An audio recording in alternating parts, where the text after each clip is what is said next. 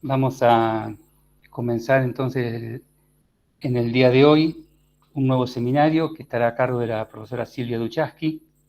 Silvia, si estás por ahí y te encendés las pantallas y te vemos y te saludamos, te damos la bienvenida. Aquí estoy. Ahí estás. Bueno, ella es Silvia Duchaski. Silvia, como te decía, un detalle, por ahí en algunas cámaras hay 3 o 4 colegas juntos, porque los equipos directivos por ahí en este horario están en su horario de actividad en el instituto, entonces se conectan juntos. Yo quiero presentar el seminario que va a desarrollar Silvia, que es el quinto. El seminario lo ha titulado Gestionar o hacer que algo ocurra en torno de las expansiones no diagramadas. Silvia Duchaski es licenciada en Ciencias de la Educación, magíster en Sociología de la Cultura y Análisis Cultural. Es investigadora del programa Política, Lenguaje y Subjetividades en Educación en el área Educación de Flaxo, Argentina. Ha dirigido el proyecto de investigación Violencia, Escuela y Subjetividad. Para presentarla a Silvia, quiero compartir una frase que le pertenece, de su autoría, y que hoy, cuando preparaba un poco este encuentro, quería ponerla de relieve.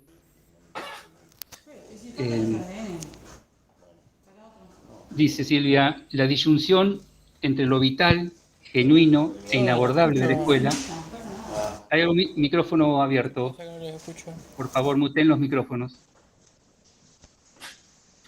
Por favor, colegas, muten todos los micrófonos, así podemos escucharnos.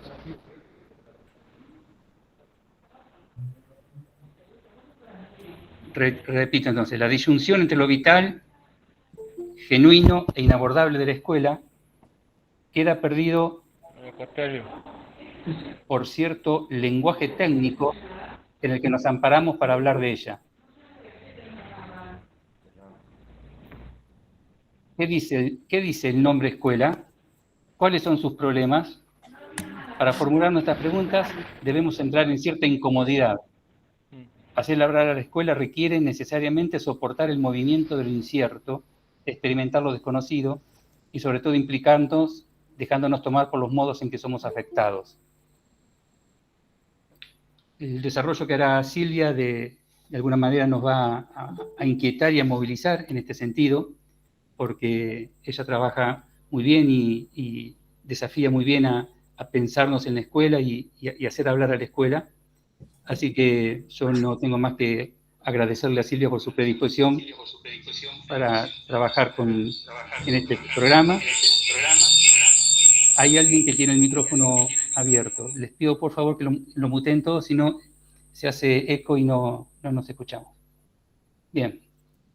Fue media accidentada la presentación, Silvia, disculpa, pero al principio siempre cuesta un poco que nos enganchemos todos con los micrófonos y bien. Pero bueno, presento a Silvia y les agradezco a los colegas que estén ahí al pie del cañón. Estuvimos ayer reunidos con casi la mayoría en Paraná y hoy están de vuelta allí virtual, así que también que sepa Silvia que este programa que están haciendo ellos no es obligatorio, o sea que lo están haciendo voluntariamente, no tienen la obligación de formarse, de manera que quienes están aquí están porque quieren. Me parece un detalle importante para destacar. Las 3 clases de Silvia van a ir hasta 20:30, van a ser distintas de los otros que hemos tenido, que iban hasta 21, van hasta 20:30. Y bueno, dicho todo esto, los dejo con Silvia, agradeciéndote de vuelta, Silvia, tu predisposición como siempre. No, gracias. Estoy tratando de... Ahí está. Se me aparece un cartelito con el nombre de alguna persona, José Luis Libedinge, que me cruza ahí en la mitad y ¿Qué andas haciendo, José Luis? ¿Qué andas haciendo? Sí, bueno, se me cruza. Pero, bueno, buenas noches, buenas tardes a todos, a todas. Cada vez que me meto en un Zoom, que nos metemos, ¿no? En realidad, o en un Meet, o en estas plataformas virtuales desde la pandemia, siempre siento la misma incomodidad y a su vez como un desafío, que es cómo agujerear la pantalla de tal manera de sentir que lo que va pasando entre nosotros, entre nosotras, entre nosotres, tenga la cualidad de algo vivo.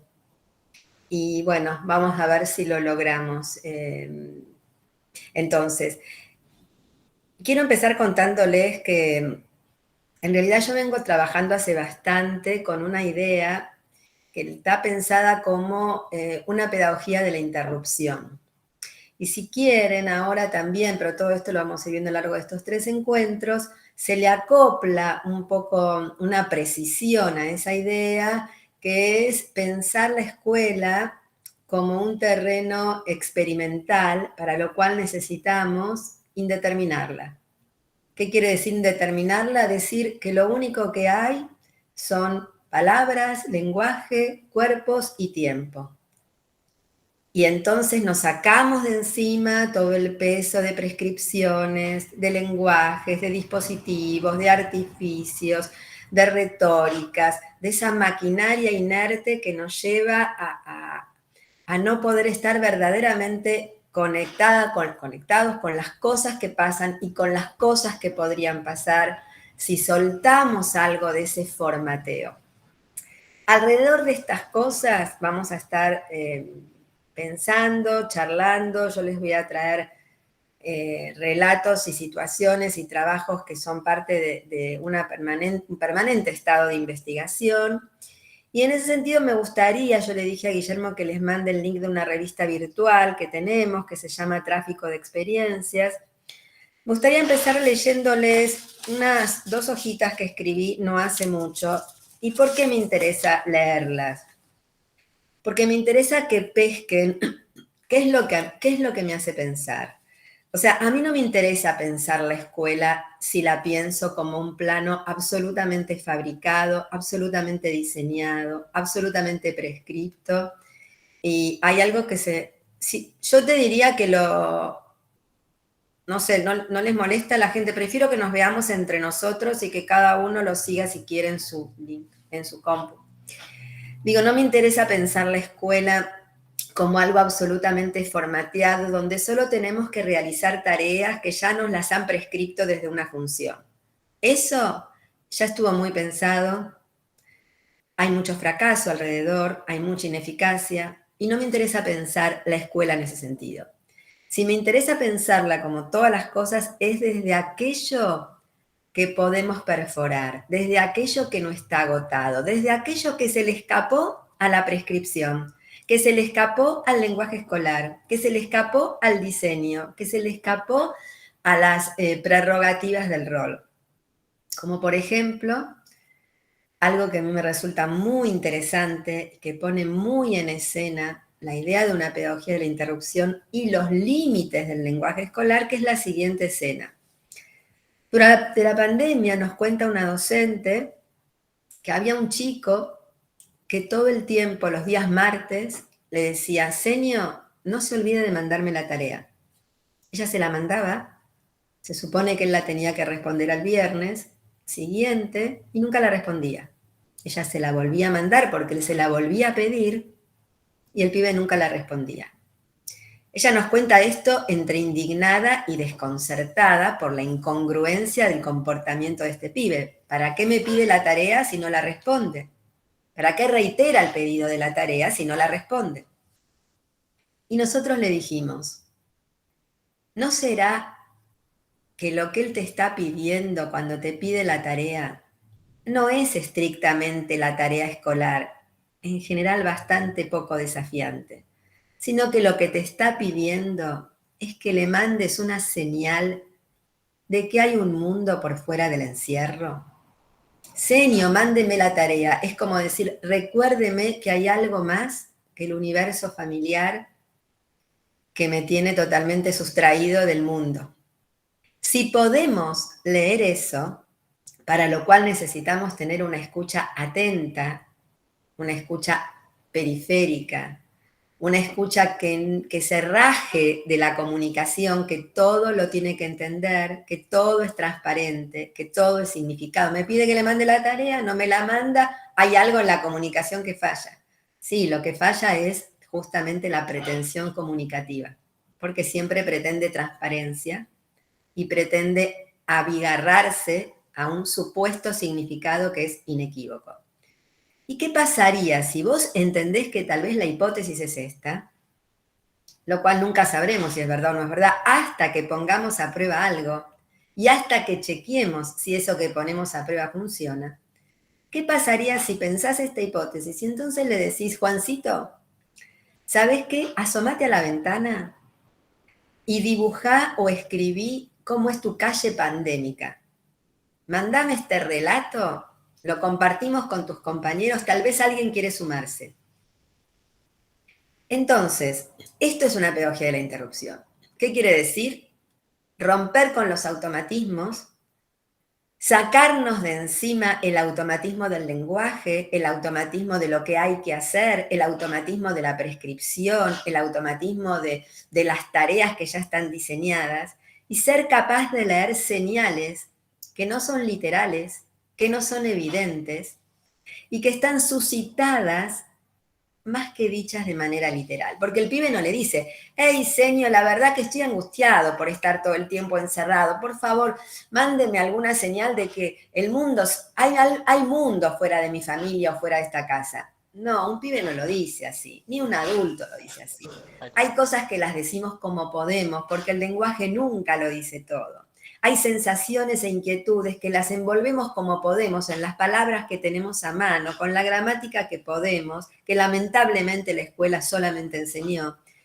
Y la escucha tiene que pescar esa señal, esa inquietud, eso que está sugerido, pero que no está literalmente dicho y comprendido en los marcos de un código significante-significado. Hasta aquí, ¿cómo vamos? ¿Se pesca algo de lo que quiero sugerir? Pedagogía de la interrupción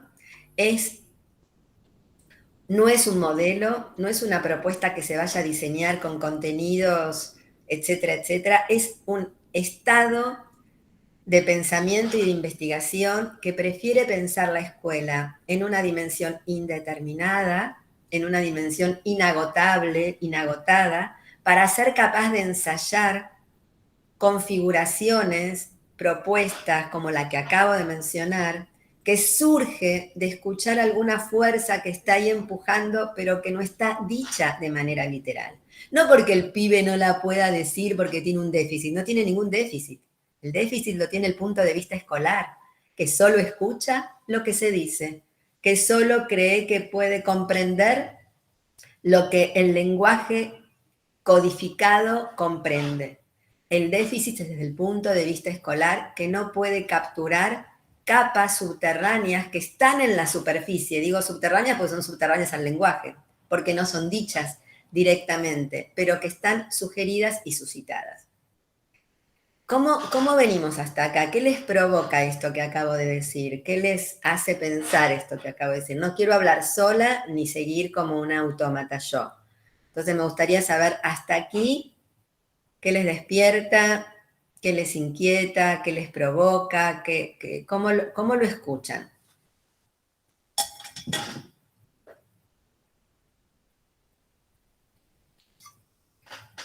Ya, a mí me sorprende, y estoy leyendo el texto que nos mandó Guillermo, y es como estamos nosotros, como que estamos en la guerra y tenemos que hacer lo impredecible, lo inmediato, y nos olvidamos de pensar en un proyecto que una todas las cosas y que podamos salir adelante. Digamos Yo no estoy pensando en un proyecto, creo que el proyecto puede ser enemigo muchas veces, porque el proyecto supone la voluntad de llegar a alguna meta, la voluntad de llegar a algún objetivo. Lo que nos muestran los tiempos que vivimos es que el tembladeral, todos los tiempos, pero este también sobre todo, que el tembladeral es fuerte, que las intrusiones son permanentes, que hay una dinámica y un movimiento absoluto y que lo único que nos queda es pensar los movimientos y apostar a producir situaciones que abran a nuevas experiencias. Bosquejo, no plan. Apuesta, no plan, señales como lo que acabo de mencionar, que es imprevisto, que no lo puedo diseñar, que no responde a un proyecto, pero es una señal que si la sé tomar y sé arrimar una invitación y sé luego trabajar con lo que viene de esa invitación, entonces algo se va sucediendo. Y como dice una profesora de teatro que yo aprecio mucho, dramaturga argentina, de lo que se trata es del próximo paso. Yo diría que hay dos cosas importantes. Una la dice Donna Haraway, filósofa norteamericana, y otra la dice Mariana Oberstein, dramaturga argentina. ¿Qué dice Donna Haraway? Seguir con el problema.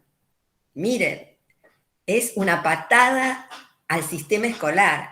No dice terminar con los problemas, porque el problema no es un déficit. El problema no nos viene a joder la vida. El problema nos viene a desafiar la posibilidad de empujar un límite, un obstáculo, y poder seguir investigando qué somos capaces. Seguir con el problema, dice Donna Haraway, para mí es un faro. Y el próximo paso es el otro faro. Ningún proyecto, un bosquejo sí, ningún plan totalmente agotado que pretenda realizarse en los mismos términos en que diseñó. Una apuesta de organización sí. Ninguna expectativa que tiene que cumplirse al pie de la letra. Una regla de juego sí. Regla de juego, que no es igual a norma. Bosquejo, que no es igual a un plan que igual nunca se cumple, pero que además un plan que nos pone a nosotros como chirolitas, que estamos realizando tareas ya prescriptas. No, bosquejo, reglas de juego, configuraciones que organicen una experiencia, o sea, regla de juego.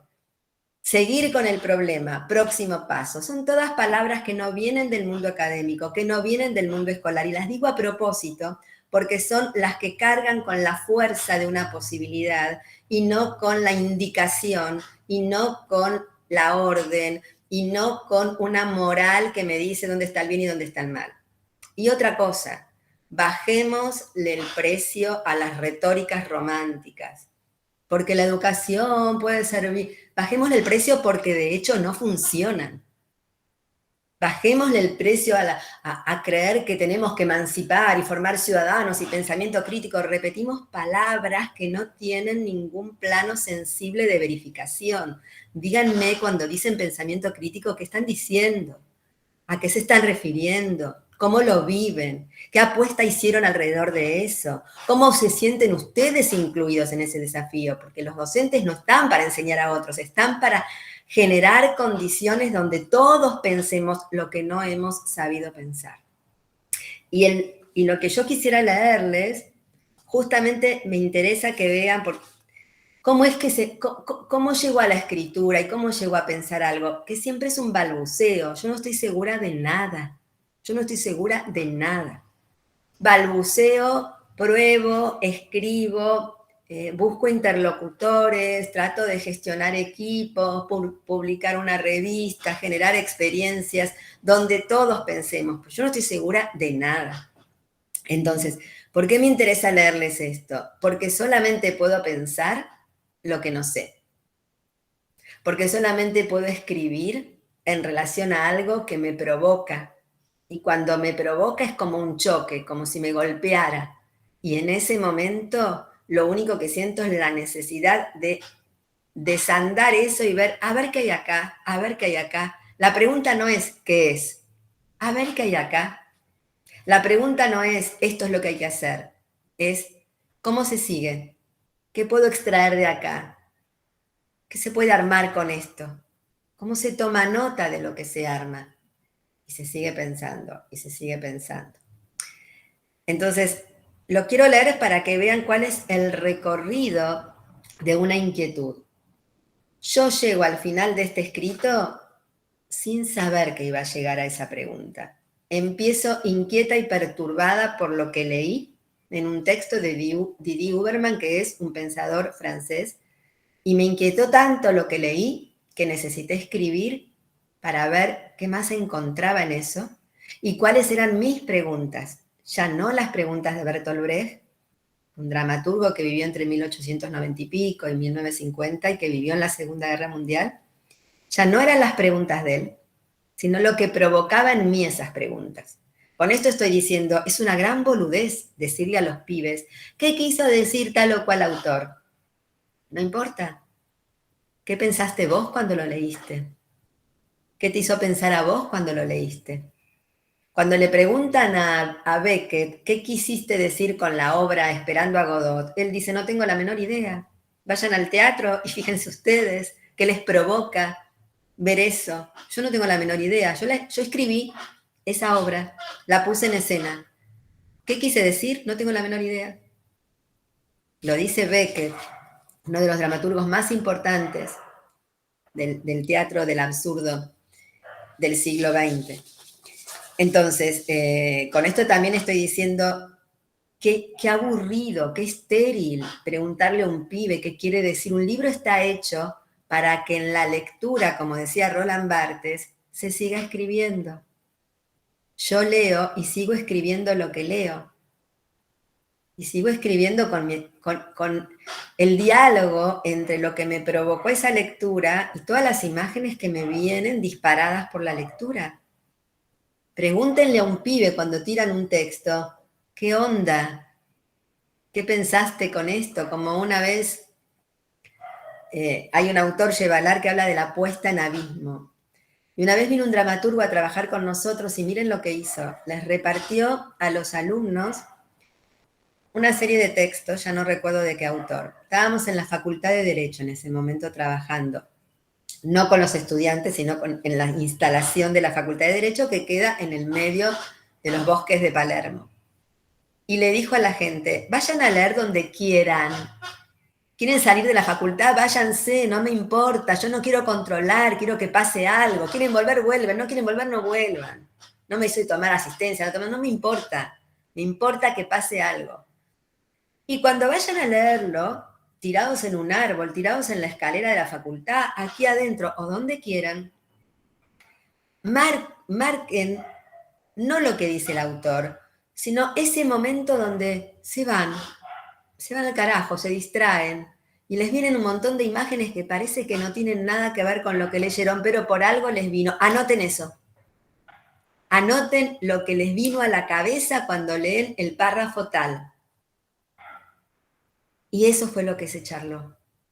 Y ahí se pudo ver todas esas cosas arbitrarias, pero que son las que hacen sentido. Vieron que a veces uno se cuelga y la escuela es tan berreta en eso que dice déficit de atención. No, déficit de atención no. Es que justamente la distracción, y esto lo dicen los grandes filósofos, es necesaria para estar porosos a las cosas que nos pasan cuando estamos en el mundo. La distracción es una forma de atención. La atención que interesa no es la que responde a la solicitud. ¡Hey, chiquito! Acá está el pizarrón. Esa no importa una goma. ¡Hey, prestame atención a mí que soy el centro del mundo! No. No se puede manipular la atención, porque la atención es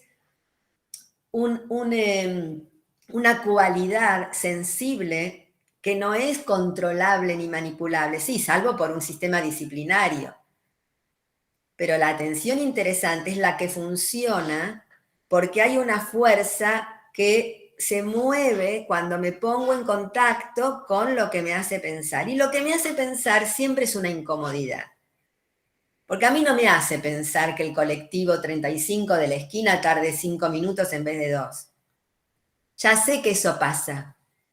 Por lo tanto, me puedo enojar, me puedo molestar, me puede dar bronca, me puede agotar, pero no me hace pensar eso que ya sé. Solo pienso lo que no sé, pero por alguna cosa me golpeó, me inquietó, rompió mi límite, que le hizo mella mi percepción, me dice, che, lo que venías pensando es una huevada o no te sirve más. Esa manera de sentir y de reaccionar no funciona, algo se te está escapando. Entonces, lo que me hace pensar es algo que golpea mi aparato perceptivo, sensorial, cognitivo. Eso es lo que me hace pensar. Si los docentes no se ven sacudidos en sus saberes previos, no están pensando nada.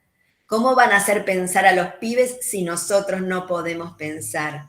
Porque creemos que el pensamiento es repetir buenas ideas, buenas intenciones, buenas frases o autores copados. Eso no es pensar. Entonces, quiero leerles esto, no no porque me interese el texto en particular, sino porque me interesa que puedan seguir el recorrido de un pensamiento que siempre es un balbuceo, porque no concluye de manera cerrada, pero llega una pregunta luego de un recorrido. Yo no tenía el final del texto, y esa es la angustia de la escritura también, que por momentos viene. Uno escribe por necesidad, como una violencia que viene, y no sabe a dónde lo va a llevar eso. No lo sabe. Yo estoy reescribiendo un libro, reescribiendo unos textos para publicar un libro, y miren lo que hice. Yo tenía todos esos textos que podía mandarlos a una editorial, que los escribí en la pandemia y un poco después, algunos con unos compañeros, otros yo, y iba a encontrar una editorial que lo publicara, pero no quise. Entonces llamé a un compañero que trabaja en las artes plásticas y que también es académico de la Universidad de Itela y le dije, Santi, yo quiero hacer pelota esto. Quiero que me ayudes a reescribirlo. Quiero que me ayudes a encontrar una narrativa que tenga más cuerpo aún, que vaya al corazón de las cosas, que se deshaga de palabrerío, como él dice, de brillantina. Y estoy laburando en eso, que me va a llevar 1 año, 2 años, 3 años, no lo sé. Porque hace 4 meses que estoy reescribiendo 3 páginas. Y hay días que estoy todo el día con una palabra. Y hoy entré en un caos, porque empecé a leer cosas de teatro, cosas de la lengua, y escribía como una loca, que si fuera alumna me dirían que tengo ADD, y no sé, ya me olvidé, pero me dirían, esta chica está loca, escribiendo, miren, no les puedo mostrar, sin renglones, escribiendo, cualquier cosa, un caos absoluto. Necesito ordenar eso, obvio. Hoy no pude, hoy estaba en un momento de apertura y de burbujeo, tirando cosas sueltas, arriba, abajo, al costado, en cualquier lado, escribía en cualquier lado, en lo que tenía a mano. Si un alumno hace eso, lo mandan a un psicólogo. Por suerte no voy a la escuela. Lo mandan a un psicopedagogo. O como el otro día estaba con mis nietos, y se los voy a leer, porque todo esto tiene que ver con la idea de una pedagogía de la interrupción. El papá de mis nietos es músico, y entonces estábamos haciendo una canción. Yo no sé si ustedes escucharon a Spinetta alguna vez, a Pescado Rabioso. Hay una canción tomada de Artaud que se llama Por, donde son solo preposiciones. Rompe con la gramática de una manera impresionante. Mi nieto tiene 6 y 9. Y escribimos esto, que si lo ve un maestro, diría, estos chicos están locos. A ver si logro entender la letra de Olivia.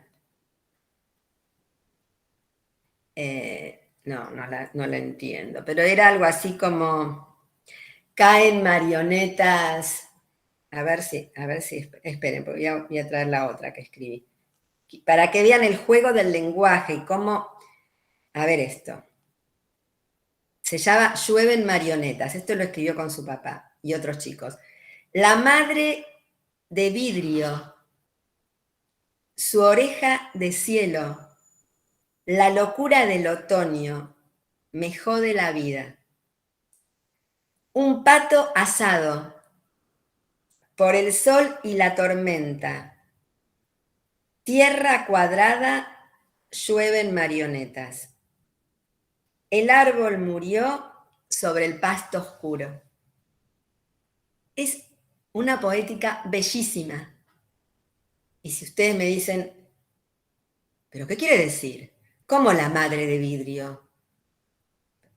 Psicólogo, psicopedagogo, ¿no tiene sentido? ¿No quiere decir nada? No, les cuento que hay un movimiento surrealista que existió en el mundo y que vino justamente a quebrar el sentido y a mostrar que el lenguaje es ritmo, es sonido, y que es la posibilidad de romper una sintaxis y una gramática única. Bueno, esto es una pedagogía de la interrupción. La posibilidad de que haya un próximo paso, no de que sea la repetición del mismo programa, los mismos contenidos, las mismas evaluaciones, los mismos enojos porque los pibes no entienden, las mismas 3, 4, 5 respuestas posibles frente al problema que damos. Y así estamos 30 años, 40, ¿cuántos años? Entre la escuela primaria, secundaria, profesorado, algunos, universidad y después dar clase. Es terrible. Podemos hacer otra cosa. ¿Por qué? Porque hay cuerpos, o sea, presencias, porque hay una lengua, pero que puede ser rota en su esquema apretado, y porque hay tiempo. Para eso es necesario que encontremos buenos problemas. Como el que les contaba del chiquito que pedía la tarea y nunca respondía. Entonces la docente, en vez de ver ¿en qué brete me pone este pendejo? En vez de enojarse y decir, es incongruente, si se pide y yo le respondo y no me contesta, se está burlando de mí, o tiene problemas en la casa, o no entiende lo que se habla. En vez de decir esas huevadas que no significan nada, porque el psicoanálisis no existiría, sino, porque eso es no saber que hay inconsciente. ¿Qué pasa si escuchamos, en qué brete me pone este pibe? ¿Por qué insiste? Pero no me contesta la tarea, pero insiste. Estamos en pandemia, está encerrado. ¿No será que insiste porque quiere algún lazo que se sostenga por fuera de su casa? Voy a tomar esta hipótesis, no importa si es verdad o no. Quiero ver si me da algún resultado. Che, pibe, dibujá, escribí un cuento sobre tu calle pandémica a las 8 de la mañana, a las 9 de la noche. Y vemos lo que viene. Y vemos si eso nos recuerda una película y la vemos, o nos recuerda un texto de filosofía, o nos recuerda el texto de alguna escritora y la leemos con ellos. Y después escribimos un libro del grado sobre la pandemia. Bueno, pasan cosas, se pueden proponer cosas. Hay reglas de juego, porque vamos diciendo, escribí sobre la pandemia, calle pandémica, no sobre la pandemia. Mirá la calle y describí la calle pandémica. Eso es una regla de juego. No es cualquier cosa, no es escribí lo que quieras. No. Uno. Pandemia, encierro, necesidad de lazo, todo eso me da, describí calle pandémica o dibujala. Ahí hay una regla de juego. No es cualquier cosa, no es lo que se te canta. Pero es ponerlo en un desafío y luego ver cómo eso sigue. ¿Cómo vamos?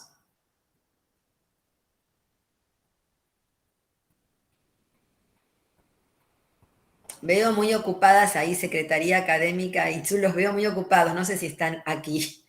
Me gustaría que estén aquí, porque la verdad que lo que estamos planteando no es complicado. Estamos con un cierre de concursos y estamos desbordados de gente. Y entonces mejor es que no estén, porque si no están aquí... Pero la estamos escuchando.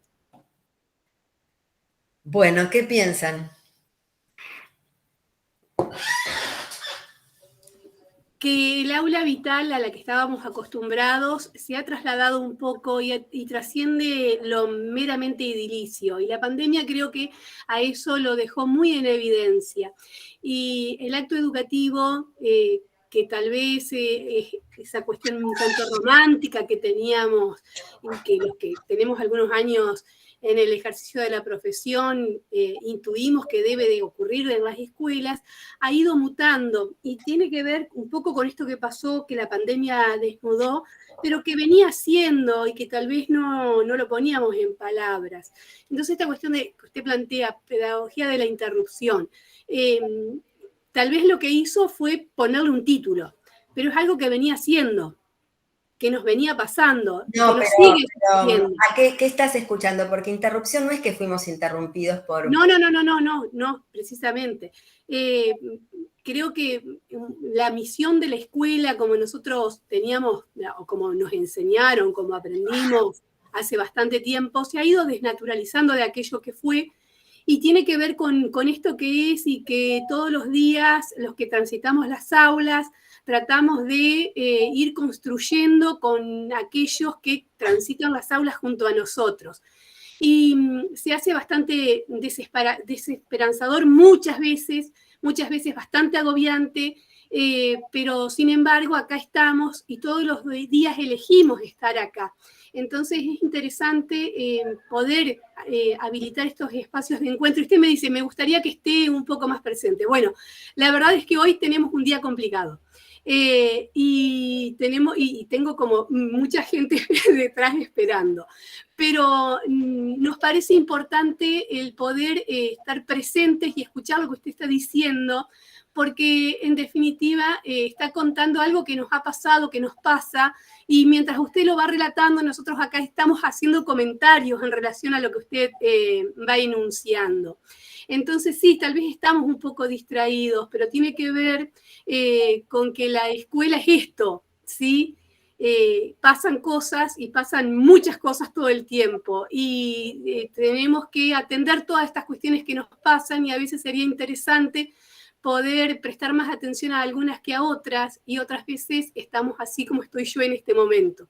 Bien, bueno, les voy a leer esto y ustedes seguramente lo tendrán ahí, así lo pueden seguir la lectura conmigo, porque ustedes vieron que yo cuando iba hablando y les hablaba de palabra, nosotros lo que hacemos no es ponerle nombre a lo que ya está, para nada. Lo que hacemos es tratar de pensar aquello que podría exprimirse más y que no está, pero que sí hay elementos para eso. Cuando yo vengo hablando, les tiro ejemplos todo el tiempo, que no son ejemplos. Cuando leí lo que escribieron los chicos, les estaba mostrando una ruptura de la gramática y de la sintaxis. Pero para eso no hablé de cosas genéricas, no hablé de la escuela y de las intenciones, sino que me fui a un problema concreto, que es mostrar cómo el lenguaje puede ser otra cosa. Cuando dije lo que dije acerca del niño que pedía una tarea y no contestaba, necesité apoyarme en una experiencia concreta y mostrar cómo eso funciona como un golpe al aparato cognitivo para poder producir otra cosa. No digo cosas genéricas, no hablo de intenciones educativas, no hablo de buenas cosas, no me importa nada que no refiera a situaciones que muestren cómo opera un golpe, cómo opera una lectura y cómo opera una invitación. Si no hay cosas concretas para decir, no me interesa porque no puedo pensar nada. Si no me traen quilombo, si no me traen problemas, si no me traen inquietudes, no puedo pensar nada. La escuela está saturada y las capacitaciones están saturadas de cosas genéricas. A mí, por lo menos en lo personal, no me interesa. Y tampoco tengo ningún temor de decirlo a esta altura de mi vida. La verdad, no me interesa. Entonces, solamente me interesa aquello que tiene una dimensión corpórea, que tiene una dimensión sensible, que puedo verificarla en todo el cuerpo, y no digo cuerpo como anatomía, que puedo verificar la capacidad de moverse de algo, que puedo verificar cómo opera un límite. Necesito todo el tiempo mostrar la dimensión concreta de eso que digo. Si no muestro una dimensión concreta, no le sirve a nadie. No me sirve a mí, no le sirve a nadie. Entonces, lo que quiero leer justamente es en torno de eso, cómo algo concreto puede ser también una lectura, movió un esquema de representación y empecé a buscar qué más había ahí, algo que no sabía, no tenía la más puta idea, como nunca tengo ninguna idea previa acerca de lo que se va a escribir. Entonces leo un texto de Didi Huberman, Cuando las imágenes toman posición. Uno de los apartados se titula Pedagogía. Me sorprende, a pesar de las distancias epocales, la proximidad de una inquietud. Corría la década de 40 del siglo pasado. El ejército alemán arrasaba Europa. Y Bertolt Brecht se preguntaba, ¿a quién podría servirle la pedagogía en tiempos de guerra? ¿Acaso no es irrisorio aprender historia en el momento en que la urgencia invade las mentes? ¿En que el futuro está comprometido? ¿En que el hambre atenaza los cuerpos? Bertolt Brecht no parece querer una respuesta que confirme que es necio insistir en la educación o acaso que es virtuoso. Más bien habría un desafío en cazar los restos que podrían horadar circunstancias desoladoras. Acá tenemos una pista. ¿Cuáles serían los restos que pueden horadar circunstancias desoladoras? ¿Y en qué consisten nuestras circunstancias actuales? Que podemos decir en mucho desoladoras. Entonces, sigo. Que en circunstancias catastróficas se apueste por la educación no implica una celebración per se del conocimiento. sino la necesidad de confiar, de apostar sin razón a la fisura de tiempos aciagos. Necesito romper un tiempo de la repetición, necesito romper un automatismo conectivo, necesito romper una aceleración, necesito romper un devenir mercancía, como parece que estamos deviniendo todos. ¿Puede la educación o puede la escuela, no me gusta la palabra educación, puede la escuela ser un terreno donde ya que estamos todos los que vivimos lo social, pueda experimentar la fisura de un tiempo de aceleración, la fisura de un tiempo de precariedad material, la fisura de ser máquinas gestionando vidas todo el tiempo? No me pregunto por grandes cosas, y a su vez aquí están las grandes cosas, como decía Foucault. Foucault decía, me critican porque me ocupo de asuntos concretos en vez de asuntos generales. Y luego decía, nunca me ocupé tanto de los asuntos generales como cuando me ocupo de los asuntos concretos. En las cosas concretas está lo general, está lo que nos golpea a todos. No hace falta la retórica de la educación, la retórica de los momentos fundacionales, de los objetivos, de las misiones, no hace falta. Pero sí hace falta mostrar cómo funciona un quiebre, cómo funciona la apertura de otra cosa. Sigo.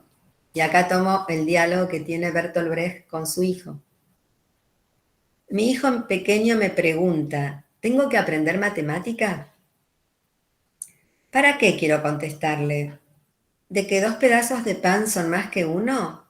Ya te darás cuenta. Mi hijo pequeño me pregunta, ¿tengo que aprender francés? ¿Para qué? Quisiera contestarle. Esa nación se hunde. Señálate la boca y la tripa con la mano, que ya te entenderán. Mi hijo pequeño me pregunta, ¿tengo que aprender historia? ¿Para qué? Quisiera contestarle. Aprende a esconder la cabeza en la tierra y acaso te salves. Pero sí, aprende matemática, le digo. Aprende francés, que es aprende lengua, ¿no? Aprende historia. Y ahora sigo yo. Vayamos despacio. Ante todo, mi hijo me pregunta, y de nuevo, mi hijo me pregunta, ¿cómo soslayar este gesto de interrupción? Porque la interrupción no es que el pibe le pregunte, él le conteste y luego le vuelva a preguntar. La interrupción es que Bertolt Brecht se ve sacudido por la pregunta de su hijo. No sabe qué contestarle, por eso dice una cosa y después va a otra, sino que está pensando de nuevo lo que creyó que no tenía que pensar de nuevo. Esa es la interrupción. Por eso nunca hacemos las cosas bien o mal, sino que las hacemos en función de que algo nos chocó, un choque involuntario, como decía Deleuze, o las hacemos de manera automática con las mejores intenciones. La segunda cosa no es ninguna interrupción, siempre somos buenos, siempre somos voluntariosos. No somos buenos, somos humanes, atravesados por la ambivalencia, atravesados por a veces la moral, a veces la ética. Estamos bastante barrosos como todo el mundo, entonces mejor es pensarlo desde ahí, porque si no se vuelve todo muy, muy ficticio. Entonces sigo. Hay un padre que se detiene ante la pregunta del hijo. Destaco no solo la pregunta, sino la escucha de una voz. No solo su enunciado, sino el gesto de alojar la presencia de quien encarna la pregunta. Y al alojarla, lejos de un mero gesto receptivo, adentrarse en la propia conmoción involuntaria. Lacan es elocuente al respecto. Miren lo que dice, me parece muy interesante. En el principio, dice Lacan, no está el origen. Está el lugar que hayamos ofrecido para algún otro. O sea, el principio de todo es la gestación de un vínculo. En el principio no hay ningún origen de nada. Solo hay principio de algo cuando podemos percibir el instante del encuentro y la posibilidad de que se geste ese ofrecimiento de un lugar para que una relación se dé. El principio de todo es están en la producción de relaciones, en la gestación de relaciones. No hay origen de nada, todo empieza si hay relación. Por eso este es un momento muy complicado, porque este es un momento donde están muy enflaquecidos los vínculos, donde puede haber instantes de encuentro muy fuertes, pero muy fugaces. Paradójicamente puede haber instantes de encuentro muy intensos y al mismo tiempo un angostamiento del vínculo. Es decir, eso que pasó ahí no sabemos si se va a repetir. A esa persona que vimos no sabemos cuándo la volvemos a ver. Hay algo del vínculo que supone una cierta consistencia que está muy sacudido, está muy precario. Al mismo tiempo hay encuentros muy intensos, pero la angustia viene porque el vínculo está muy precarizado. No sabemos cuándo eso va a volver, no sabemos qué va a armar. Todo el tiempo hay que estar gestando la condición para que esa relación perdure de alguna manera. Bueno, me salteo algunas cosas. A ver, me interesa destacar lo que dice un filósofo de la matemática que se llama Whitehead, que él piensa en la idea de la confianza impersonal. Y mire lo que dice. Un ímpetu que se obliga a pensar ahí donde la lucidez podría llevar muy posiblemente a la conclusión de que las cosas no tienen salida, de que los hechos impiden toda línea de fuga respecto de una catástrofe aconteciendo o anunciada. Hay una confianza más allá que todo me dicen, ¿en qué confías si no ves lo que está pasando? ¿En qué confías si pareciera que nada va a mejorar? Pero hay una confianza que tiene que ver con cómo nos pensamos en esa situación que no entendemos. Entonces yo digo, no se trata de una confianza divina, sino de un trabajo que bucea en posibilidades concretas de visualizar nuevos existentes. Esto que dije del niño, escribí sobre la calle pandémica es un nuevo existente, porque el existente conocido es la tarea escolar, que siempre todos los años la planteo, y que lo que viene más o menos ya lo sé. Lo nuevo es meterlo en el universo de la imaginación y de la escritura, que al mismo tiempo está respondiendo a la necesidad de perforar el encierro y el secuestro del mundo, el secuestro en el sentido de estar fuera del mundo. Entonces, de eso se trata, de visualizar posibilidades de nuevos existentes, que pueden ser muy concretos y pequeños, pero que en eso pequeño se da la apertura del lenguaje, otros modos de relación, una manera de configurar una experiencia de pensamiento y de producción grupal que no estaba planificada. En eso que vemos pequeño, como en la ley de Borges que decía, en un punto están todos los puntos, en eso pequeño se cuecen un montón de otras relaciones que tengo que poder nombrar. Porque si digo, esto es lo que solemos hacer, y acá se pone de manifiesto la voluntad del educador, no estoy diciendo nada. No estoy diciendo nada. A pesar de las distancias, la pregunta que formula Bertolt Brecht puede ser la nuestra. Es la pregunta que emerge cuando el suelo que pisamos se vuelve pantanoso, cuando el sentido se descalabra y las urgencias le ganan a las proyecciones en el tiempo. El para qué, sin embargo, suele ser un atajo, no muy conveniente. Teñido por una meta, ¿para qué hacemos eso? Por una luz que suponemos al final del camino, nos quita de la relación atenta a devenires incontrolados e incontrolables. Pero al mismo tiempo, si se formula, es porque algo que nos constituía, ¿para qué hacemos esto? ¿Para qué la escuela? ¿Para qué la familia? ¿Para qué los hijos? ¿Para qué el trabajo?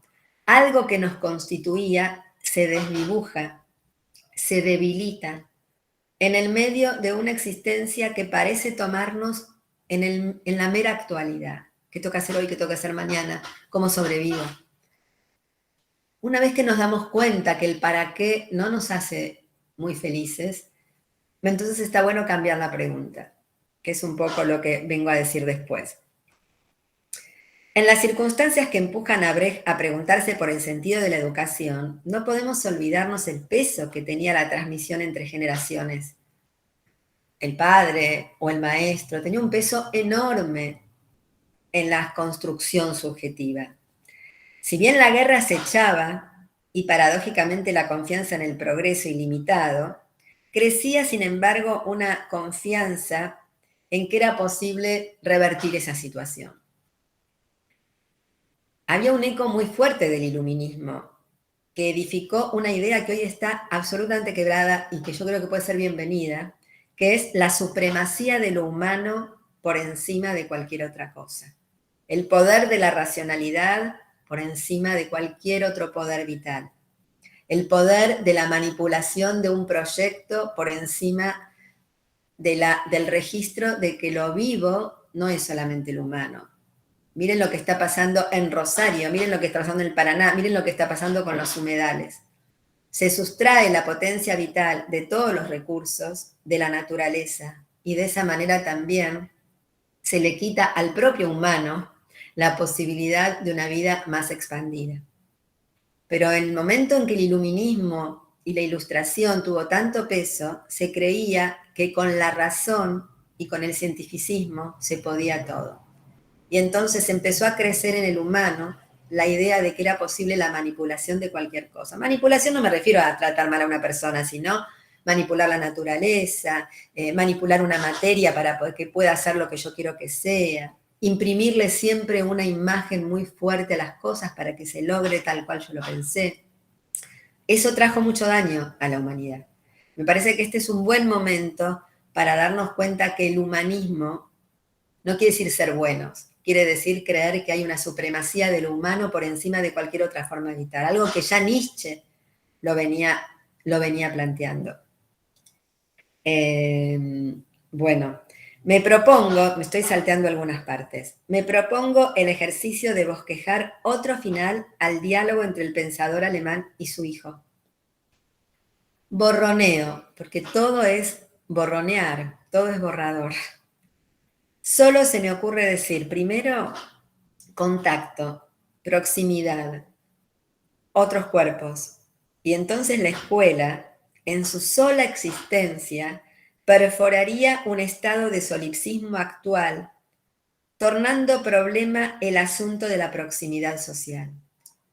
Hay una cuestión que en muchos estudios se está planteando, que es, así como padecemos el enflaquecimiento de los vínculos, también nos replegamos cada vez más. Cada vez más computadora, más encuentros por Zoom, más encuentros por Meet, más tener ganas de estar con otros, pero replegarse mucho. La escuela es el lugar, uno de los pocos lugares donde todos los días los cuerpos concretos se juntan. Y todos los días resulta perturbador, porque es perturbador la proximidad social. Necesaria, pero también perturbadora. Cuando yo estoy en mi casa con la computadora, puedo borrar lo que quiera, puedo mutearme, puedo irme a negro, como decían unos chilenos, y no transito la tensión de una relación social. Pero a su vez, sin esa relación social, no puedo pensar nada.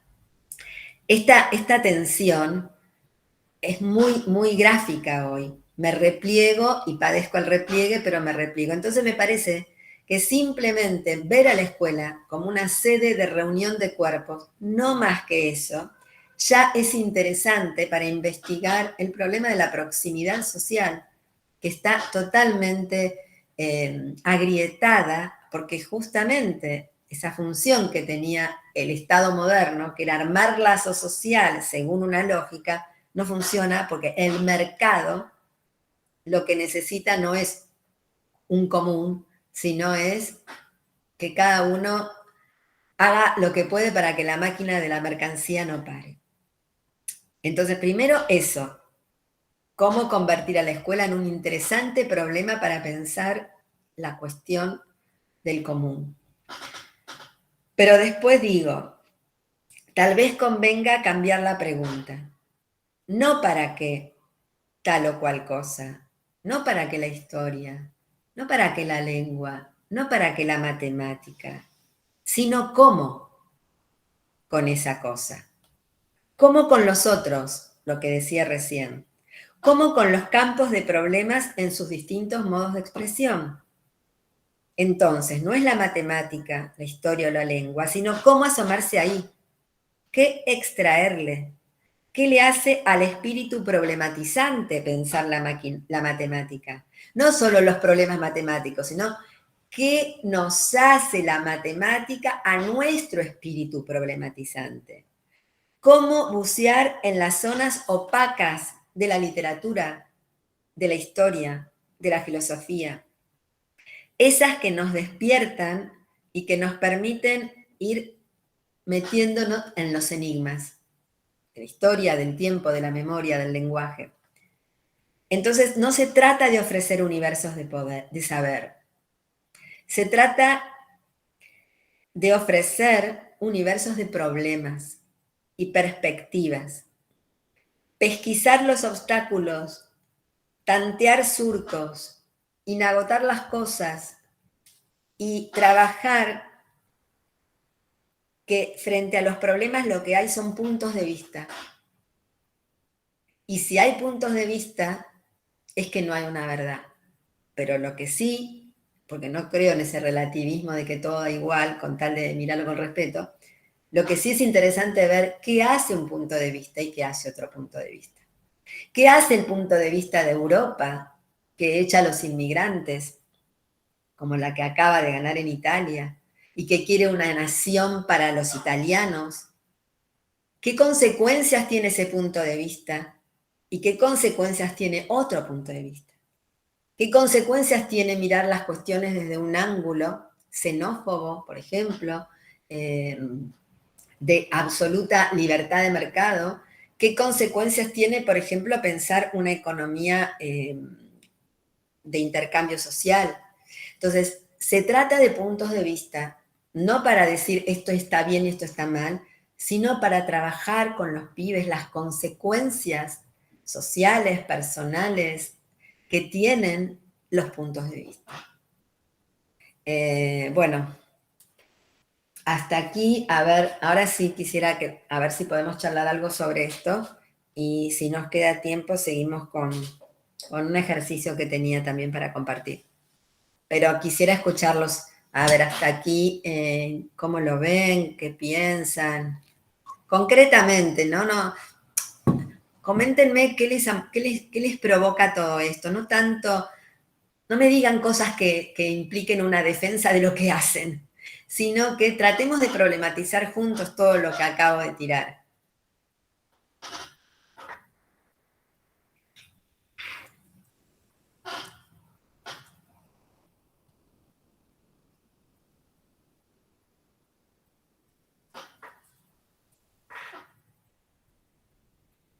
¿Cómo lo ven? ¿Qué escuchan? ¿Qué les parece? ¿Qué les molesta de lo que escucharon? ¿Qué no les suena? No sé, me gustaría abrir una conversación concreta, sincera, que permita ir trabajando todas estas hipótesis.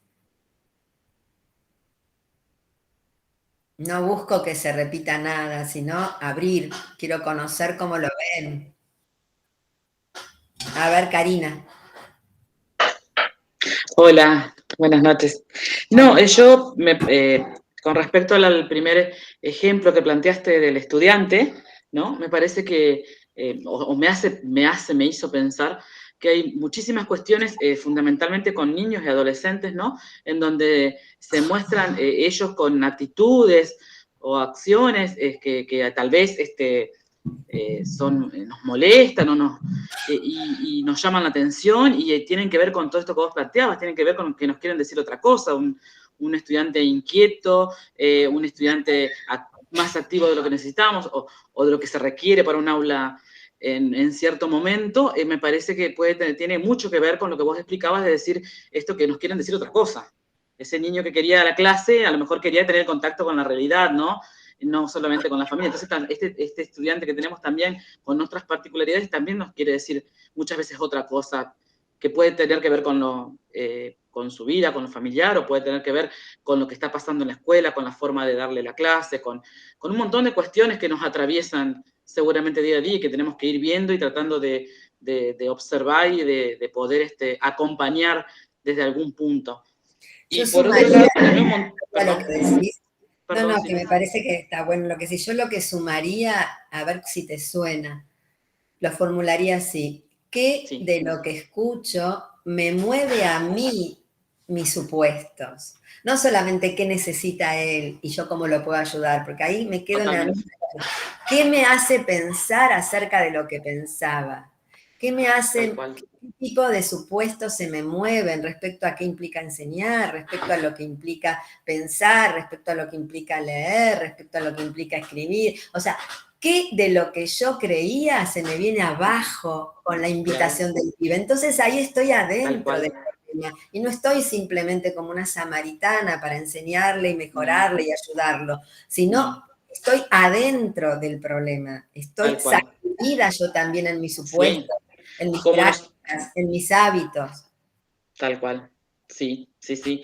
Y con respecto a eso que vos decís de la sacudida y algunas frases que fui tomando de lo que cuando fuiste leyendo, cuando fuiste hablando de circunstancias desoladoras o circunstancias catastróficas, como fueron los momentos de tal vez de pandemia, ¿no? Que tal vez en algún punto comenzó como una situación catastrófica para todos los que estábamos del lado de los que éramos docentes, los que trabajamos en instituciones, para los estudiantes, para las familias, para todos fue catastrófico. También creo que marca un momento de interrupción en donde empezamos a pensar las cosas desde otro lugar, a partir de eso, de otra manera, para poder llevar adelante las cuestiones relacionadas con lo pedagógico y con los vínculos, como vos decías. Hay muchas frases que tomé, hay muchas cosas muy interesantes. La construcción de vínculos, las urgencias que ganan las proyecciones en el tiempo, lo importante de que es esto de que no podemos a veces resolver cuestiones o trabajar cuestiones a largo plazo, sino que estamos apagando incendios y tratando de resolverlo. Claro, entonces, ojo con eso, porque yo ahí no estoy diciendo que venga a largo plazo, ¿eh?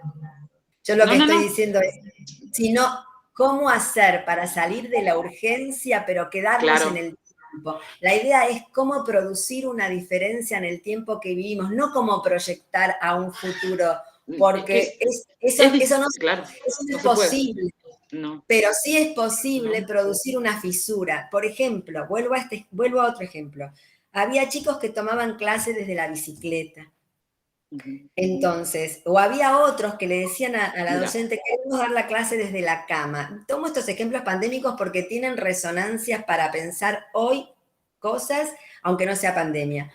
¿Y qué decía ese docente? No, se levantan, una clase se toma sentados. No estamos en la escuela, son pantallitas, pero no importa, vamos a hacer de cuenta psicóticamente que estamos en una escuela. Pará, si estamos todos cuadrados, somos iguales, mira, todos los cuadrados son iguales, ya no tenemos un espacio único donde uno está en el frente y los todos ahí. Entonces, hagamos algo contemplando que la nueva condición es esa. No sé si ustedes saben que hay un escritor uruguayo que durante los últimos años de su vida, no me está saliendo el nombre, escribía desde la cama. Todos sus amigos iban a verlos, él no se levantaba nunca. Todos sus libros, sus cuentos los escribió desde la cama y toda la vida social que ocurría y su vida política ocurría desde la cama. ¿Qué hubiera pasado si le decíamos a los pibes, ok, quédense ahí, yo voy a tirar una idea y ustedes desde la posición horizontal pueden, yo no sé si alguno de ustedes tiene la experiencia de haber hecho análisis en un diván, pero desde la posición horizontal se piensa diferente porque no tenés una cara que te esté mirando, pero se piensa. Pasa que la imaginación empieza a burbujear por cuestiones muy impensadas. Entonces vos le tirás algo, suponete, sos profesor de filosofía, le tirás una lectura de un autor y les decís, traten de retener qué les viene cuando escuchan esto. Y vayan a buscar una lapicera pero para volverse a acostar si quieren, y tomen nota, y ver qué pasa, ver qué le pasa al pensamiento cuando no hay una cara vigilándome, y cómo yo me banco ese abismo, pero a su vez tiro una condición, porque tiro una lectura, porque tiro una propuesta, porque tomo nota, pero no tengo idea para dónde va a ir esa conversación en relación con ese autor. Y estoy incluyendo un elemento nuevo que es prescindencia del ojo vigilante. Son voces, pero las voces no tienen lo óptico de la vigilancia. Entonces, de esto se trata, pero se trata en concreto y luego elaborar, si quieren, hipótesis en abstracto, pero que han nacido de una experiencia y que siguen trabajando en torno de experiencias, sino siempre nos quedamos en retóricas vacuas donde no hay plano sensible que verifique eso que estamos diciendo. Por eso digo, esto implica trabajar fuertemente en el quiebre de un tiempo automatizado, pero no implica la retórica de un proyecto a futuro que no podemos transitar, un futuro que es imposible agarrar, porque la idea de futuro está ligada a una lógica lineal del tiempo. Diferente es la idea del devenir. La idea de futuro está asociada a una línea del tiempo, pasado, presente y futuro, que supone que una cosa permite alcanzar la otra. Es esta idea que yo decía de la lógica del iluminismo, ¿no? El iluminismo que suponía a más razón, más posibilidad de controlar lo que va a venir. Entonces, el pasado, el presente y el futuro se explicaban por una línea consecutiva del tiempo. No, hay otras maneras de pensar el tiempo. Bergson, que es un filósofo francés, dice, el tiempo es invención o no es nada. El tiempo no es una línea y un reloj.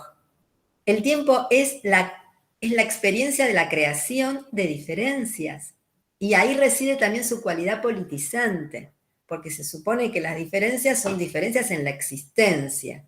Y la política, si no afecta a la existencia, también es pura lógica de retóricas o de toma de decisiones pensadas por fuera, pensadas por los intereses particulares. Entonces, hacer esto que les estoy diciendo no es simplemente una buena ocurrencia, ay, mira qué piola la maestra, les permite dar clases en la cama. No, es un esfuerzo enorme también para el docente que está pensando con los pibes en un escenario que puede ser abismal y que está quebrando la lógica de la vigilancia, está quebrando la lógica del control sobre el lenguaje, está quebrando la lógica de la transmisión jerárquica, pero al mismo tiempo está produciendo una experiencia de pensamiento. Les sugiero que googleen Fernand de Ligny, educador francés, todo lo que el tipo hizo quebrando ciertas lógicas jerárquicas, cierto lenguaje absolutamente encumbrado, genérico, que no dice nada, y produciendo una cualidad de experiencias con pibes pibes autistas u otros pibes en situación de calle, y produciendo en sus residencias, porque se fue de las instituciones donde laburaba, produciendo una cualidad de experiencia social y de radicalización del modo de pensar la educación enorme.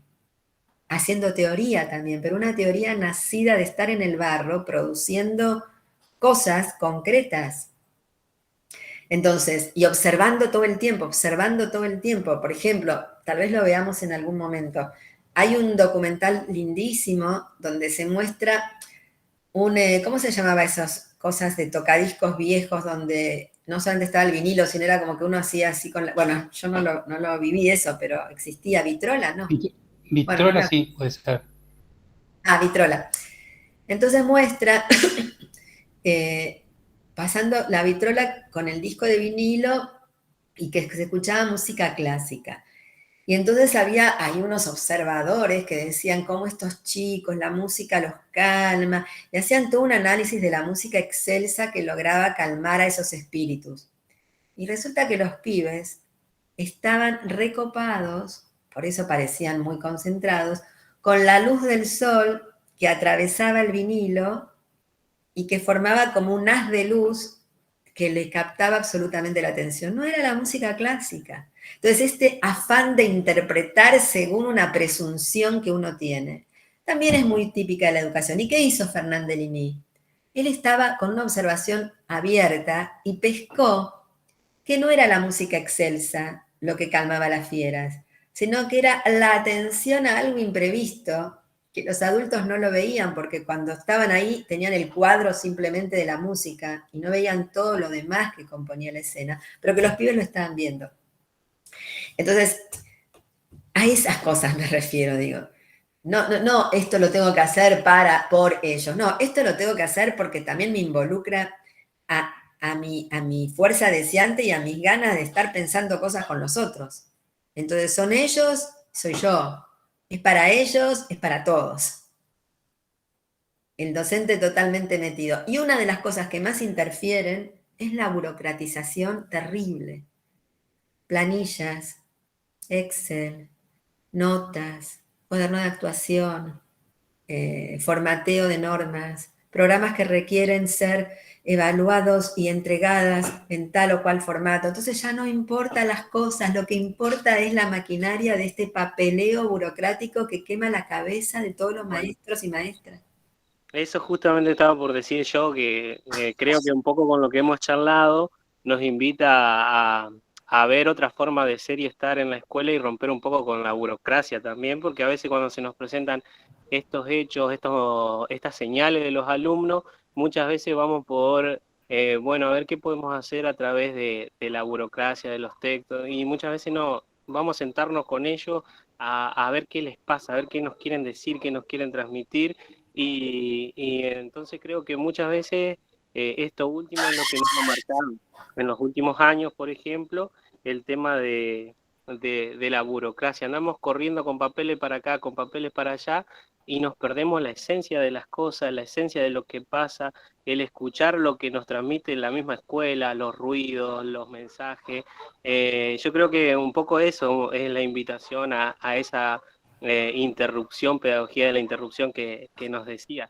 Yo justamente en alguna de las cosas que estaba manifestando por ahí también la he charlado mucho con los alumnos, esto de que creemos que con las pantallas estamos más conectados y en realidad muchas veces nos sentimos tal vez más aislados. Hay alumnos que pasan, o chicos que pasan días enteros, incluso también, que pasan días enteros enfrente de la pantalla y que tal vez se hablan. Yo les digo siempre a los alumnos cuando charlamos y trabajamos algunas temáticas, se hablan por las redes sociales, se cruzan en la calle y no se saludan. Entonces algo también nos está transmitiendo y nos está diciendo justamente eso. Así que a mí me pareció muy interesante por ahí, me movió un poco a cuestiones que vamos pensando, que a veces las decimos, pero bueno, la dinámica, el trajín del día a día en las escuelas, no sería tampoco ir contra las normas establecidas, sino que romper un poco con lo tradicional, con lo burocrático, y está bueno, a mí me interesa y me gusta mucho. Ok. Nosotros, analizando un poco lo que estuviste conversando, lo que nos resonó es esto que dijiste sobre convertir a la escuela en un problema interesante para pensar lo común. Entonces, debatíamos acá, ¿lo común para quién? Sí, yo creo que no es solamente lo común, sino para quién. ¿Quién está pensando? Hay un filósofo italiano que se llama Espósito, que él dice, hay nada en común. El común se construye. Entonces, cuando yo digo investigar lo común, por eso dije investigar, porque en realidad no sabemos de antemano qué nos va a ser común. De pronto, yo puedo trabajar con cuestiones vinculadas a la educación y, sin embargo, con quien armo común no necesariamente son supervisores, directores, maestros. A veces sí, a veces no. Lo común se arma a partir de una afinidad sensible, no de una coincidencia. Acá hay una cosa que hay que desterrar. Claro, nosotros decíamos por ahí qué pasa a nivel político con lo común. No, pero lo común tiene que tener un territorio y en principio nosotros tenemos que pensar cómo transitamos la conquista de un común territorializado. Luego se ve la capacidad de propagación. Miremos el feminismo, por ejemplo. El feminismo nace de experiencias muy concretas, muy territoriales, muy que afectan a ciertos sujetos en particular, pero empieza después a propagarse. Pero primero nace de una afinidad sensible que implica el padecimiento de determinadas condiciones de existencia, pero que no implica coincidencia. Dentro del feminismo hay movimientos, hay tensiones, hay desvíos. Entonces, lo común no es coincidencia, no es consejo de convivencia, no es acuerdos y consensos, todo eso no dice nada. Lo común está en movimiento, lo común no es el acuerdo, es encontrar una afinidad sensible respecto a las condiciones de existencia, es encontrar qué nos jode, qué nos debilita, qué nos hace mal, y cómo vamos transitando la posibilidad de conquistar terrenos donde vayamos ganando un poder ni siquiera quiero decir solidaridad, reciprocidad o de compañía. ¿Saben cómo lo decía Bifo Berardi el otro día que lo escuché, que me encantó, en el CCK, en una conferencia virtual? Dijo esto, dijo así, lo que podemos aspirar es a la solidaridad entre desertores mientras caminamos. ¿Desertores de qué? Los que vamos diciendo basta a un montón de formas de vida que nos hacen mal. Entonces, estar en compañía es un montón. La compañía entre los desertores es un montón. Y son deserciones micro en este momento, porque ¿qué vamos a dejar de laburar? No, no podemos dejar de laburar. Pero son deserciones micro, pequeñas, en compañía. Esto que parece una huevada, porque en otros tiempos que pensamos en la revolución, estos comentarios hubieran sido más que sabor a poco, hubieran sido la nada misma. Hoy tienen un poder absolutamente radical. Entonces después eso se ve qué propagación tiene. La cuestión es ir construyendo el territorio donde se ponga de manifiesto esta conquista de lo común, que va a ser desprolija, que va a ser precaria, que va a ser a veces, que va a ser siempre en proceso, que va a tener tensiones, que no va a tener una planillita de acuerdos y de normas y de consensos. Por Dios, eso es la muerte misma. No hace falta coincidir, hace falta estar en compañía. Es un montón. Es lo que decía Lacan en el principio, no es el origen, es la capacidad de juntarnos. Es todo un tema juntarnos. El Diego que comentabas, están conectados por las redes, pero cuando se ven en la calle no se saludan, porque produce perturbación el cuerpo del otro de una manera mucho más extrema que lo que siempre produjo, porque como dijo Sartre, el infierno son los otros. Siempre la relación con los otros es perturbadora. Lo que pasa es que a su vez, cuando había un montón de cosas comunes en términos de coincidencias de creencias, no se notaba tanto esa perturbación. Pero siempre fue perturbadora. Siempre la presencia de otro es perturbadora. Ahora se vuelve directamente amenazante. Y eso sí que puede traer consecuencias gravísimas. Es lo que dice Bifo. Bifo dice, ¿lo conocen a Bifo? Franco Berardi, bueno, es un italiano muy, muy copado, tiene un libro que se llama Filosofía Filosofía del fin, creo que tiene un montón de libros. Franco Berardi, un italiano, dice, él habla de la desexualización, de la baja de la intensidad erótica en todos los planos. Bueno, en todos los planos, no solamente en el plano de la pareja o del amor sexual. Hay una deserotización de todos los vínculos y de la vida porque estamos totalmente arrojados a la gestión de la existencia. Piensen cuántas horas al día les lleva home banking o pagar cuentas o resolver el tema de la economía o del cuidado de los niños. Pero eso no sería eso, ojalá sería el cuidado. ¿Cuántas horas al día le lleva la gestión al pedo de la vida misma? Pero al mismo tiempo no podemos sin eso. ¿Cuántas horas nos lleva eso? Los traslados, o sea, pasamos un montón de horas insumidos en la gestión más que en la vida misma. Y ni que hablar de las redes, ni que hablar de la ansiedad respecto de... Prueben alguna vez, bueno, no viven en Buenos Aires, que es una ciudad terriblemente saturante. Prueben, a veces yo me olvido el celular, pocas, pero a veces me lo olvido, no vuelvo a buscarlo. Entonces estoy en el subte, y cuando estoy con el celular, estoy como todo el mundo, mirando el celular, pero me olvido del celular, entonces se me ocurre mirar a la gente. Está todo el mundo con la cabeza en el aparato. Es terrible, es un apéndice que solamente produce ansiedad, que solamente produce, no estamos con nadie. Vayan a Instagram.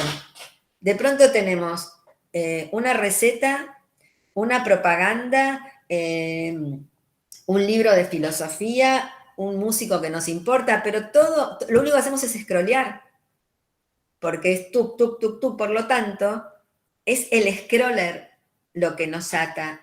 No estamos haciendo una experiencia con lo que está pasando, porque no hay una detención del tiempo, porque no hay una cualidad sensorial, porque es scrollear, el dedito, tuk, tuk, tuk, tuk, tuk, todo el tiempo.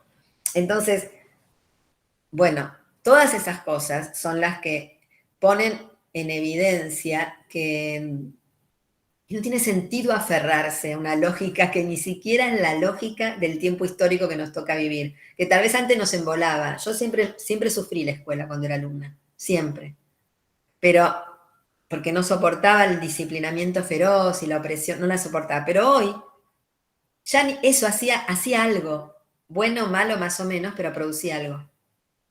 Hoy eso ya no tiene eficacia, entonces ¿de qué nos aferramos? Ya no solamente es aferrarse de una supuesta moral, sino que es aferrarnos con un suelo pantanoso. Es como afiliarse al cemento. Es como creer que caminamos en cemento concreto cuando caminamos en el tierra movediza. Lo único que tenemos que aprender es a no hundirnos en la tierra movediza, a tener el cuerpo equilibrado y con el peso suficiente como para que la tierra movediza no nos chupe. Si creemos que es cemento concreto, nos va a chupar, porque nuestro cuerpo no va a tener el entrenamiento del surfista como para ver qué peso necesitamos ofrecerle al piso de manera que no nos chupe. ¿Se entiende el ejemplo que estoy poniendo? Bueno, me parece que la escuela es muy gráfica en eso. En vez de aprovechar que es el único lugar que todos los días reúne una cantidad de cuerpos que son la expresión de los ánimos sociales, y hacer de eso un terreno de investigación, nos aferramos a los pilotes del cemento concreto, perdiendo la oportunidad de producir un montón de cosas y quedándonos más solos que un perro. Bueno, too much tal vez. Estamos en horario, pero no sé si querés escuchar algún comentario más o alguna... Sí, lo que quieran.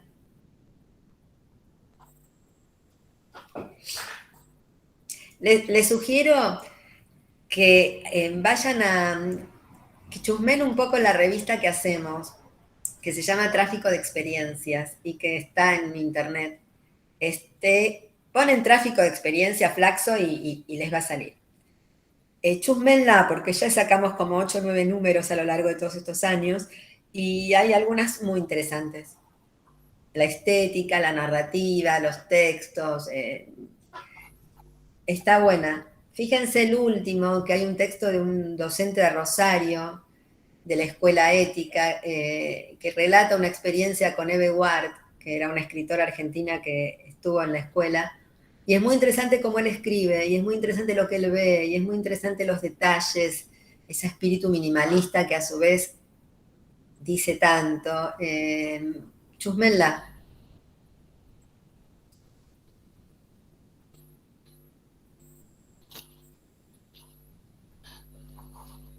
Les tiro una propuesta para que hagamos la próxima vez.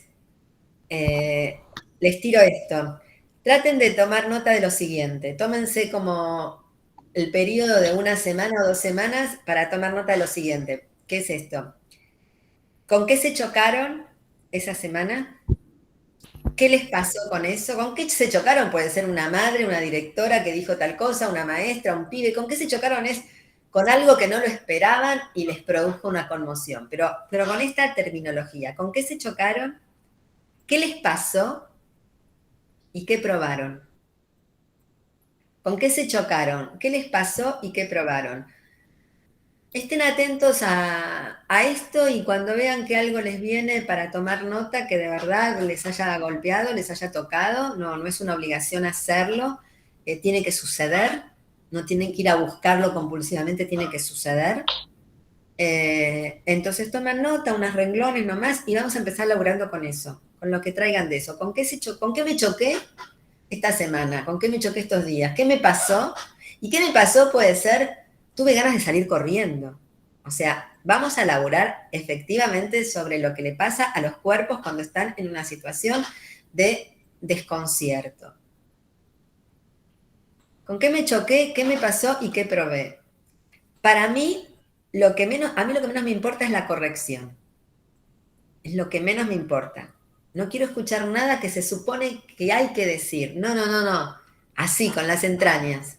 Y después le vamos a sacar jugo a todo eso, porque toda materia siempre da algo para pensar, siempre. No hay cosas buenas o malas en abstracto. Hay cosas que nos hacen bien y nos hacen mal en concreto, pero en abstracto no. Entonces, todo lo que se les ocurra decir acá, estamos protegidos por la confianza recíproca. Por lo tanto, si quieren largar una puteada, también está permitido, porque todo es material de pensamiento para ir desplazándonos de ciertos estados anquilosados. Esa es la idea, no es quedarnos ahí, no es interpretar personalmente a nadie. Es ver cómo hacemos una prueba de desplazamiento y de desenquistamiento de estados que nos dejan atados a lugares de repetición y de mucho malestar. ¿Está más o menos? ¿Están de acuerdo con esto? ¿Con que hagamos algo así? ¿Traer esto? Sí. Bueno, a mí, yo cuento ahí una experiencia brevemente nomás. A mí una vez, hace poco, me dijeron, bueno, que es algo que vivimos todos los días, pero a veces nunca se me había dado por hacerlo. Cerrar los ojos, dice, cuando está en la escuela, y escuchar los sonidos, escuchar qué es lo que pasa, interpretar desde esa perspectiva. Y bueno, ¿Vos estás haciendo la diplomatura en gestión de Flaxo?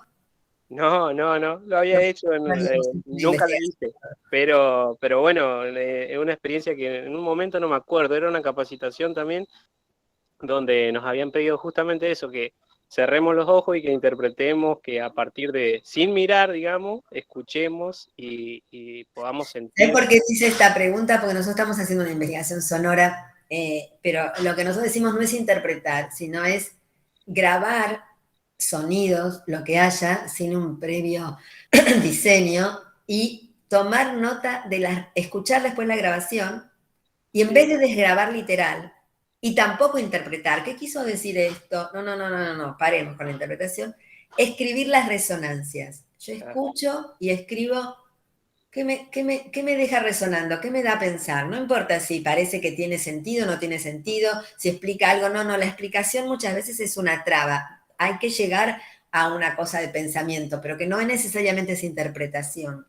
Claro, exactamente. Entonces, es un buen ejercicio grabar cosas y luego escuchar esa grabación, y otro buen ejercicio, y en vez de desgrabar, escribir lo que nos resuena. Y otro buen ejercicio que nosotros también hacemos es, por ejemplo, grabarse, cuando uno da clase, ¿no? Por ejemplo, grabarse. Y después escuchar la propia voz y ver, ¿qué te pasó cuando te escuchaste? No saben las cosas que salen. En general, uno se escucha la propia voz y advierte un montón de cosas que no le gustan. Cuando se escucha de cierto modo, y es muy útil, porque no es para darse con un hacha, es para tomar contacto con aquellas cosas de las que quiero salir, porque no me abren a nada. Entonces, tomen los ejercicios la manera en que quieran, pero lo que digo es traer materia acerca de con qué me choqué, qué me pasó, qué probé. Y tomar nota, obviamente, sin apelar a ningún tecnicismo escolar, a ninguna frase general. Porque si digo que me choqué, imagínense que se topan con una piedra y la piedra les produce un dolor. No van a usar, caminando por la calle me encontré con un elemento muy incómodo que me ha producido una pequeña fisura en la piel. No, voy a decir, ay, voy a putear porque me dolió. Bueno, ¿con qué me choqué? ¿Qué me pasó? ¿Qué probé? Y sobre eso vamos a laburar, no para quedarnos ahí, sino para ver si es posible algún desplazamiento. Si encontramos alguna perlita, algo que se nos suscita ahí, pero que no está literalmente señalado. Bueno, si están de acuerdo, vamos a empezar. Arrancamos la próxima con eso. Las dos clases próximas son el miércoles 2 y jueves 3 de noviembre. Así que tenemos varios días para chocarnos un montón de veces. Bueno, gracias a todos, a todas. Buenas noches. Gracias a vos, Silvia, gracias a todos, a todas. Y nos seguimos viendo. Chao. Hasta luego. Un placer. Chao. Buenas noches. Buenas noches. Hasta luego.